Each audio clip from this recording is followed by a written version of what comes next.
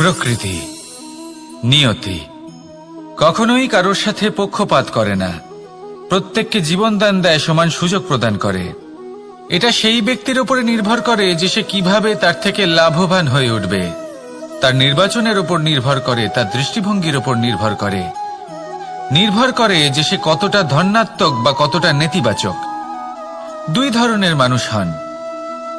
এমন কিছু মানুষ হন যারা প্রত্যেক পরিস্থিতি, প্রত্যেক সমস্যা এবং বিপদে সুযোগ খুঁজে বের করেন। আর কিছু এমন মানুষ রয়েছেন যারা যে কোনো সুযোগে কোথাও না কোথাও থেকে একটা সমস্যা খুঁজে বের করেন। এবার আপনি কি চান? আপনি সুযোগ চান, তাহলে সুযোগ পাবেন। আপনি সমস্যা পেতে চান, সমস্যা তো আপনি চাইলেই খুঁজে পাবেন। চয়ন আপনারই, যে আপনি কতটা ধনাত্মক থাকতে চান, কতটা নেতিবাচক থাকতে চান। ধনাত্মক থাকুন, জীবনে সব কিছু সম্ভব হবে। আসুন আর আমার সাথে ভালোবেসে বলুন রাধা রাধা। যখনই আমরা কথা বলি জলরাশির বিষয়ে, যখন আমরা তুলনা করি, তখন আমাদের খুব ভালো লাগে মিষ্টি সরোবর, পুকুর, নদী। আর আমরা অপেক্ষা করে থাকি সাগরের জন্য, সমুদ্রের জন্য। কেন করি? কারণ এই সাগর, এই সমুদ্র, এ হলো অত্যন্ত বিশাল আর ভয়ানক। এর জলও কিন্তু নোনতা, যা আমরা পান করতে পারি না। কখনো ভেবে দেখেছেন এই সমুদ্রের অন্তরে এই নোনতা জল, এই নোনতা ভাব, এটা আসে কোত্থেকে?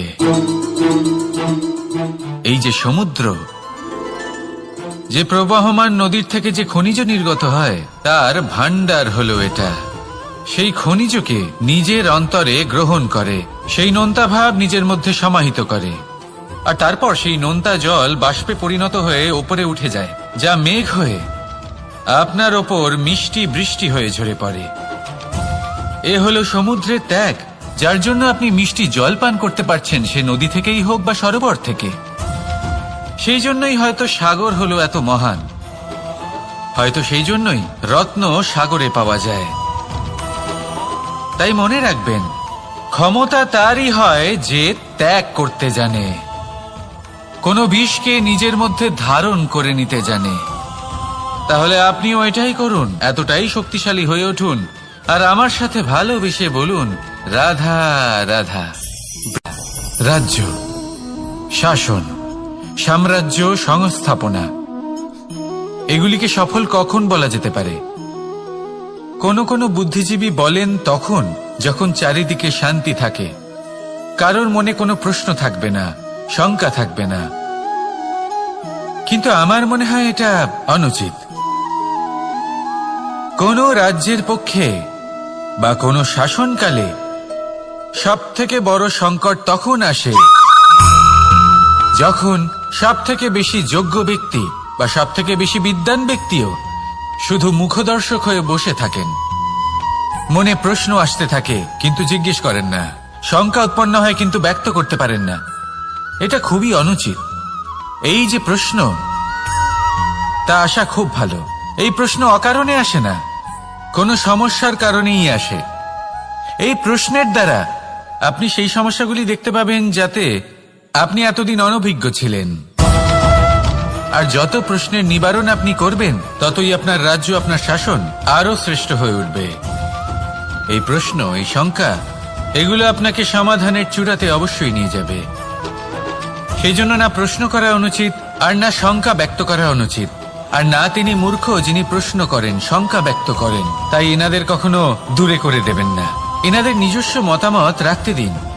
যখন সবাই মিলে একমত হবেন, তখন নিশ্চিত রূপে বলা যায় যে এই রাজ্য, এই শাসন, এই সংস্থাপনা সাফল্যের শিখরে রয়েছে। তাহলে আসুন আর আমার সাথে ভালোবেসে বলুন রাধা রাধা। কোনো প্রাণী, মানুষ অত্যন্ত চঞ্চল হয়, একদম জলের মতো। জলও অত্যন্ত চঞ্চল, অত্যন্ত উৎসুক। জল সবসময় উৎসুক হয়ে থাকে আকাশের কাছে যাবার জন্য। সেই জন্য সে নিজেকে জ্বালায়, বাষ্প হয়, আর আকাশে পৌঁছে মেঘে সমাহিত হয়ে যায়। তারপর সেই জল উৎসাহিত হয়ে থাকে যে ও কবে বৃষ্টির ধারা হয়ে মাটিতে ঝরে পড়বে। প্রখর বায়ুর বেগ সহ্য করে, তারপর মাটিতে ঝরে পড়ে। এটা জল কিভাবে করতে পারে? তার উত্তর হলো এটাই যে জল যাত্রার উদ্দেশ্য আর মাহাত্ম্য বুঝতে পারে। আর সত্যি বলতে এই যাত্রা কিন্তু অত্যন্ত গুরুত্বপূর্ণ। দুর্ভাগ্যজনক বিষয় হলো এটাই যে মানুষ তার নিজেরও একটা যাত্রা থাকে, কিন্তু সে তার মাহাত্ম্য, তার উদ্দেশ্য বুঝতেই পারে না। সে শুধু ব্যস্ত হয়ে থাকে লক্ষ্য প্রাপ্তির দিকে, কিন্তু জীবনের যে আসল সুখ রয়েছে তা এই যাত্রার মধ্যেই লুকিয়ে রয়েছে।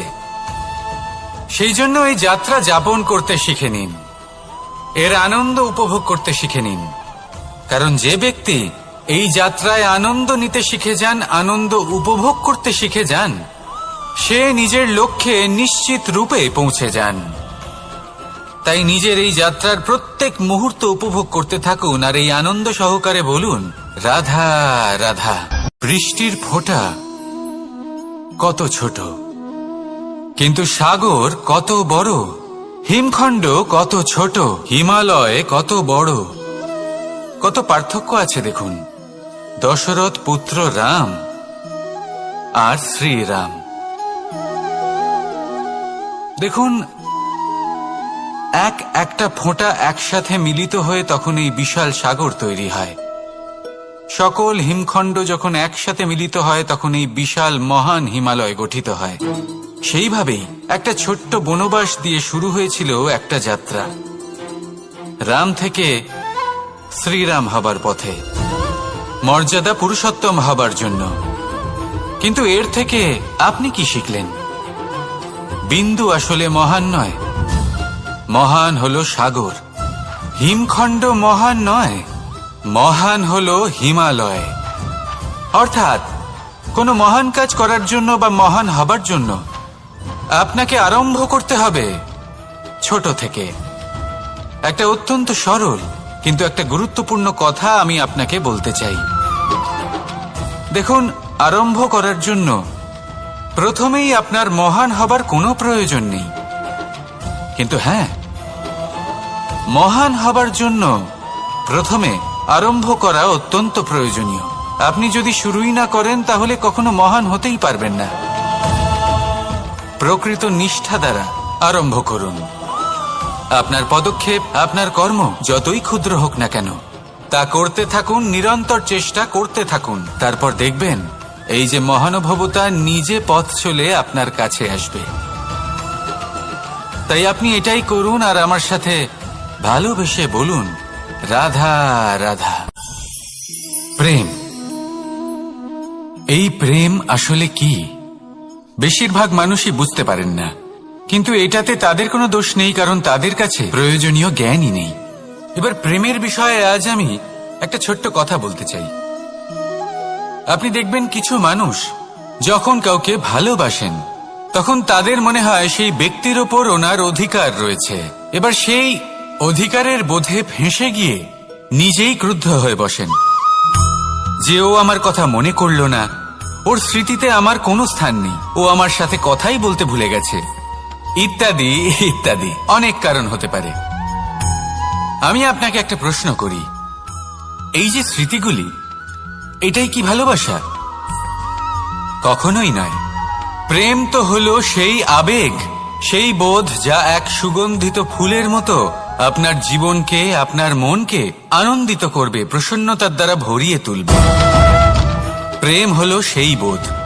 তাই যদি আপনি প্রেমকে বুঝতে চান তাহলে প্রেমের ভাবনাকে বোঝার চেষ্টা করুন। প্রেমকে যদি যাপন করতে চান তাহলে আবেগের দ্বারা যাপন করুন, স্মৃতির দ্বারা নয়। স্মৃতির কি আছে? আজ আছে, পরবর্তীকালে নাও থাকতে পারে। সময়ের সাথে এই স্মৃতি ফিকে হয়ে যেতে পারে, কিন্তু এই আবেগ তা চিরকাল মনের মাঝে থেকে যায়। তাই আসুন আর আমার সাথে ভালোবেসে বলুন, রাধা রাধা।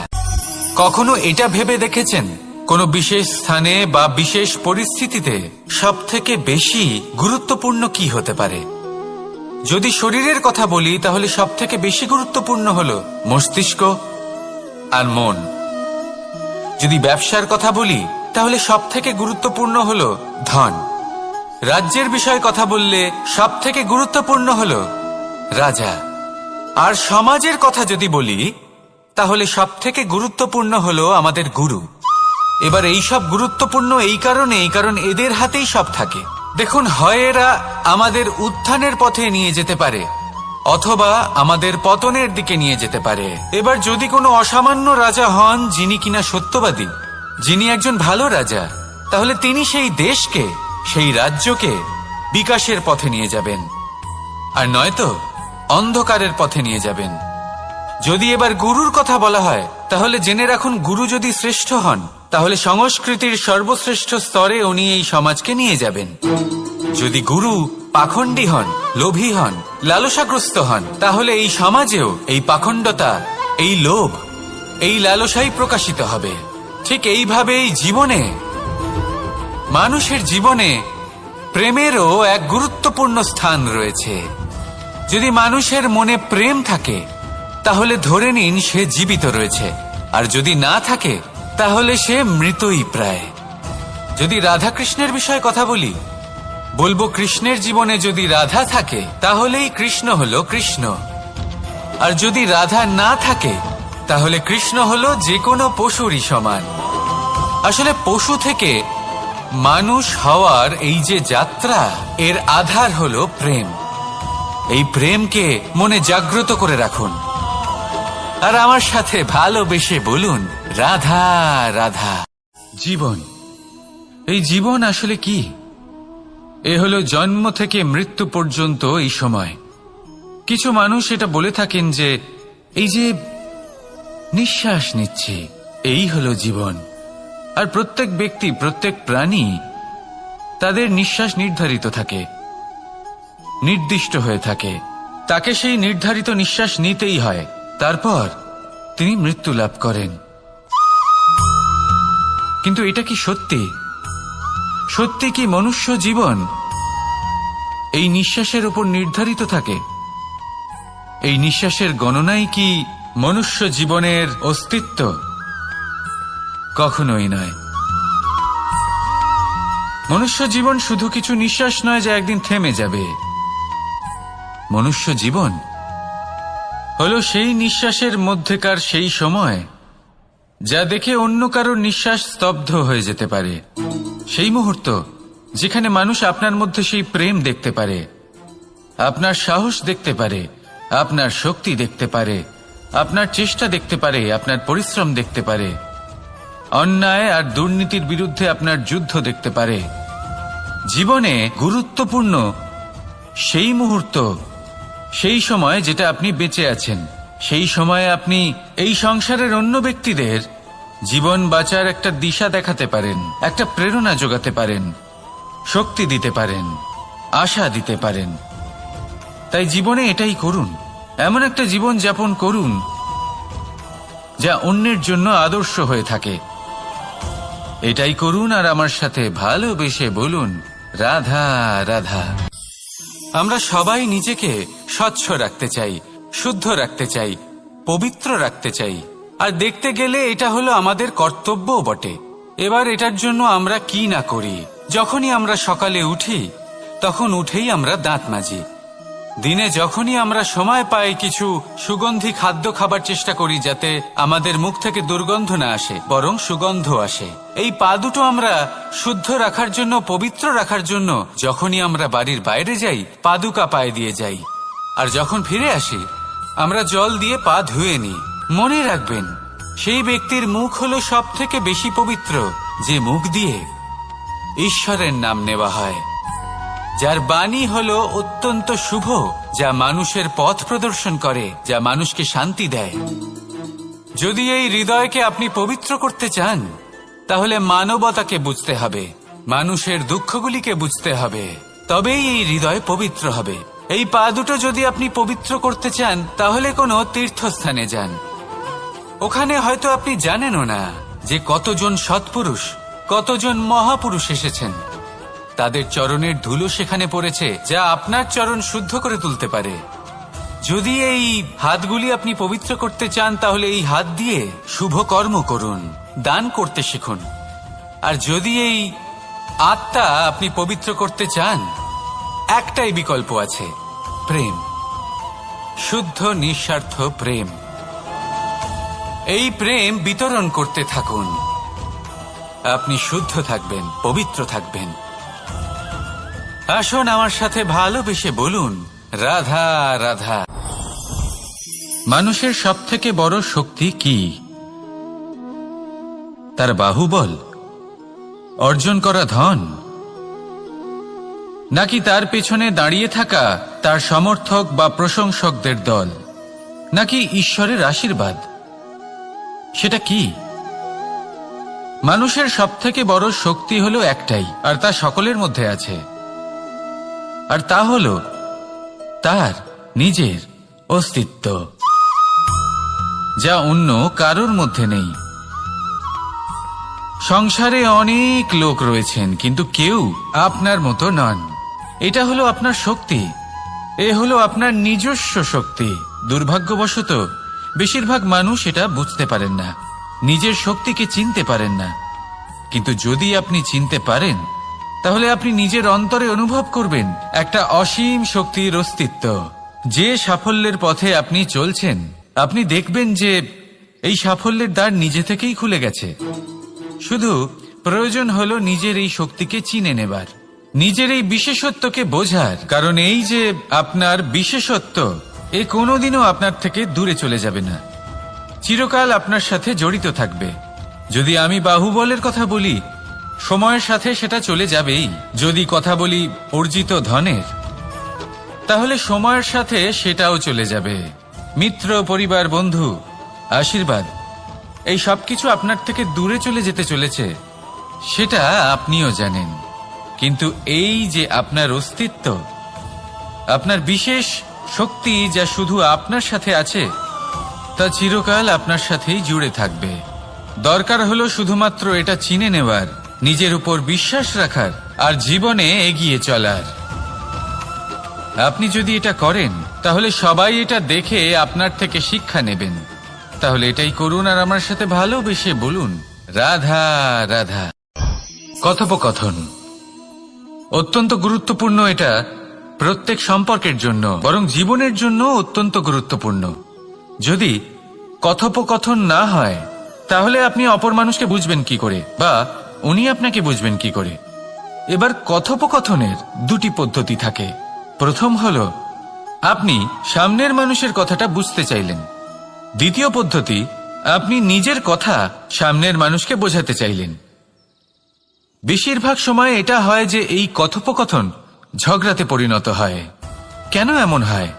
কারণ না আমরা নিজের কথা সামনের মানুষকে বোঝাতে পারি, না সামনের মানুষ আমাদের বুঝতে পারেন। এটা কেন হয়? কারণ আমরা সামনের মানুষের কথাটা শুনি, কিন্তু সেটা বোঝার চেষ্টা করি না, তাকে উত্তর দিতে চাই। জীবনে সামনের মানুষের কথা শুনুন তাকে বোঝার জন্য, দেখবেন সব ভালো হয়ে যাবে। কারণ যে কোনো প্রশ্নের উত্তর আর যে কোনো উত্তরের আরো একটা প্রশ্ন, এটা শুধুমাত্র ঝগড়া সৃষ্টি করে। বরং সামনের মানুষের কথা শুনবেন শুধু তাকে বোঝার জন্য, তার কথা বোঝার জন্য। এই কথোপকথন প্রেমকে জন্ম দিয়ে থাকে। তাহলে আপনিও এটাই করুন, আর আমার সাথে ভালোবেসে বলুন, রাধা রাধা। অমৃত আসলে কি? আমরা সবাই জীবনে অমৃত লাভ করতে চাই, কিন্তু এই অমৃত আসলে কি? এ কি অমরত্ব লাভ করার কোনো মন্ত্র, নাকি সামনে এগোনোর কোনো পথ? নাকি অমৃত সেই রস যা অসুর আর দেবতারা সমুদ্র মন্থন করে লাভ করেছিলেন? নাকি সেই ওষুধ যা ঋষি মুনিরা ভ্রমণ করে খুঁজে বের করেছিলেন? অমৃত যদি কিছু হয়, তাহলে তা হলো আশা। কখনো কোনো মাতাকে দেখুন, উনি নিজের সন্তানকে কত আগলে রাখেন, তার যত্ন নেন, তার পালন পোষণ করেন, এই আশা নিয়ে যে পরবর্তী জীবনে এই সন্তান খুব বড় কিছু করবে, ওনাদের খুব ভালোবাসবে। এবার আগামী দিনে কি হতে চলেছে তা আমরা জানি না, পর মুহূর্তে কি হতে চলেছে তা আমরা জানি না, আগামী মুহূর্তে আপনি জীবিত থাকবেন কিনা সেটাও আমরা জানি না। কিন্তু আমরা অনেক বছরের পরিকল্পনা বানিয়ে ফেলি, সেটা অবশ্য মন্দ নয়। দেখুন, জীবন যাপন করার এই আশা, এটাই ভবিষ্যতের আধার হতে পারে। তাই এই আশা হলো গুরুত্বপূর্ণ, তাই একে নিজের সাথেই রাখুন। কথায় আছে যে যে ব্যক্তি নিরাশ হয়ে পড়েন, যার মধ্যে কোনো আশা বাকি থাকে না, তিনি হয়তো বেঁচে আছেন কিন্তু একটা মৃত জীবন যাপন করছেন। তাই এই আশার সঙ্গ কখনো ত্যাগ করবেন না, একে চিরকাল নিজের সাথেই রাখুন। জীবন আনন্দময় হয়ে উঠবে, আর এই হৃদয় তা ভালোবেসে বলবে রাধা রাধা। কখনো কখনো এমন হয় আমরা আমাদের বাড়ির উঠোনে বীজ বপন করি, আর তা বিকশিত হয় একটা সুন্দর বৃক্ষে। তার শাখাগুলি প্রতিবেশীর বাড়ি পর্যন্ত পৌঁছয়। ফলের বর্ষণ প্রতিবেশীর বাড়িতেও হয়ে থাকে।